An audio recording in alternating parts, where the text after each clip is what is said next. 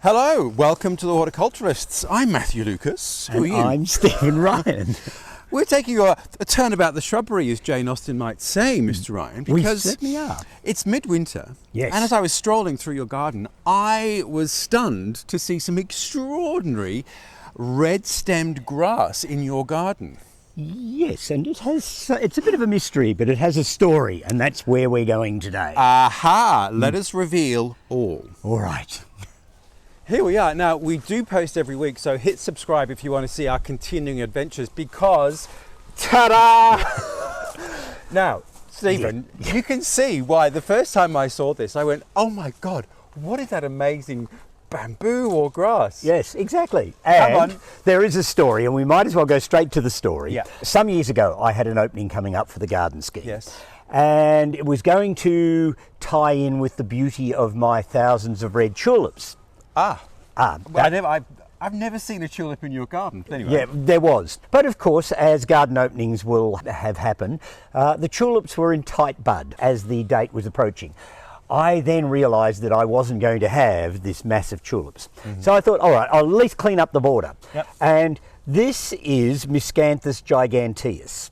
And at the time it was looking dowdy and disgusting because all its leaves had died and it was just hanging there as a dead bat type thing. And it's in a very prominent spot too. It is, it's right on the end of a border. Yeah. And so I thought, oh, I better get in there and cut it all down. But then I realised that if I cut it all down, what's then going to happen is I'm going to have a whole pile of green tulip buds and a gap. Yeah. So that didn't bode well. Yeah. So me being me thought, is there some other way around this? Yes. So what I did was I actually peeled off all of the dead leaves because I thought the canes standing there on their own would be better than nothing at all. And quite sculptural. And yes. quite sculptural. And I can't sort of paint blue poles, but I can create red sticks. And so what I did was I peeled all of the things off and they were standing there as sort of straw-coloured sticks. And I thought, that looks all right. Yeah. But then, of course, I can't just leave things alone. No. So I decided that I would create Miscanthus giganteus Duluxii. And I got some spray cans of paint and I painted it bright red. Are you listening to this, viewers? This is Stephen Ryan, rare plant specialist extraordinaire, former host of Gardening Australia, telling us that he cheats by painting things red. Now, it's interesting you say Outraged. cheat. Outraged of YouTube. Exactly. Now, this was the funny part about it because I thought people would go, oh, that's clever. He's painted those sticks red.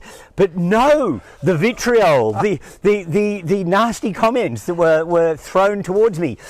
Treat Stephen kindly. Yeah, so if I had put a pink plastic flamingo in the garden, people would have said kitsch, would have understood it. Ironic. Ironic maybe, but it wouldn't have created the level of vitriol that in fact my Miscanthus Duluxii did. But for me, it was fantastic. Have you registered that name yet? No, I haven't. I'm sorry, but I will. After this goes to where it will be registered. But one of the great moments in my life was when I had a fair percentage of the staff of the Melbourne Botanic Gardens up here in the garden for a day of R&R, and they were on the far side of the orchard over there, and they saw my red sticks from a distance, and they all came pelting across the lawn, and they stood around it, and I reckon for at least 2 seconds I had them all sucked in, and it was just precious seeing them all start to smile when they realised what I'd been up to. So it's a sculptural artistic thing that I could do and did.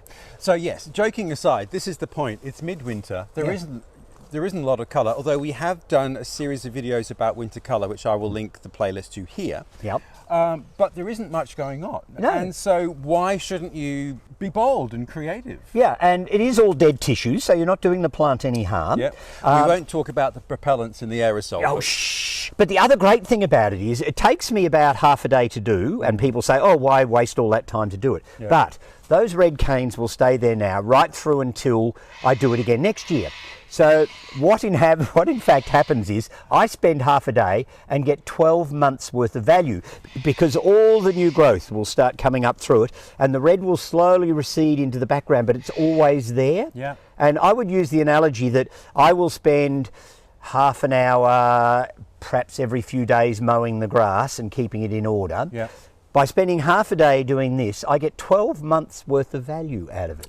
There you go. Well, we did take a series of videos of the process that you go through Yep. to do this. So we will show you each step now. All right, so this is what we have to do. Some of the old canes are still here from last year's little painting exercise, but they'll be loose and so therefore need to be discarded. So we clean those out of the plant first. So I go through and just check on any of them.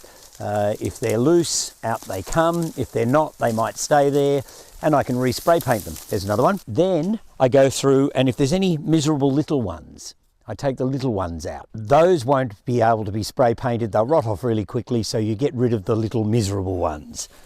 All right, so here we go. We just go down right down to the base and cut off any of those little tiny wee ones that obviously aren't going to perform long term. Well, the next step is that you've got to remove all the leaf sheaths off the stems. So it's quite a fiddly job, takes quite a while, and unfortunately it's often one at a time. You can go all the way up to more or less the top. If it's really thin at the top, it's obviously not going to survive for the whole season, so you might just take the whole top out. So there we go, I've got one nice and clean, only 355 to go. So once you've taken all of the sheaths off, I just use a can of spray paint, or 2 or 3, depending on how many canes I've left standing, and I spray the whole plant.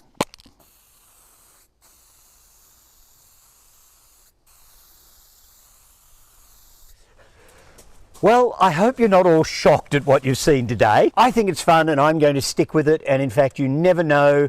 This one is Duluxii rubra, and if you'd been watching our video on botanical Latin, you'd know that rubra means red. Who knows, next year there might be alba, nigra, caerulea, violacea. There could be every colour of the rainbow in my garden. Rainbow. And the other point is, which we'll come and show you, is that these canes look remarkably like bamboo. Yes, they do. We've made a bamboo story as well. This is going to be a whole series of things. And just let us know, if you're not going to paint it, what are the general care and growing conditions for this grass? All right, it's a very hardy grass. It will grow in very cold climates through to temperate, Mediterranean, to even subtropical climates. So it has a wide range of climatic zones. It can get up to 3, maybe 4 metres tall. I took the top off when I was painting it as well because it was a bit high to reach. Which is what, about 10 feet? Yeah, about 10 feet in the old measurements. It rarely flowers in my climate. Miscanthuses normally have lovely fluffy flowers, fluffy heads. but it spends most of the season growing. It's an old sterile hybrid, so it can't produce seeds, so it's perfectly safe. So it's not going to go crazy? No, it's not going to go crazy, and the clump will slowly move sideways. Keep in mind, Miscanthus like lots of sun, and they need plenty of irrigation during their growing period so that they can grow nice and tall. And we've got some shots of it earlier in the season when it had other foliage going on. It looks beautiful. Okay. All right, fantastic. But viewers, thank you for watching. I hope you've enjoyed our craft special. And do join us again next week, and we won't be talking about my tricks in the garden necessarily. We'll see you next week. Bye all.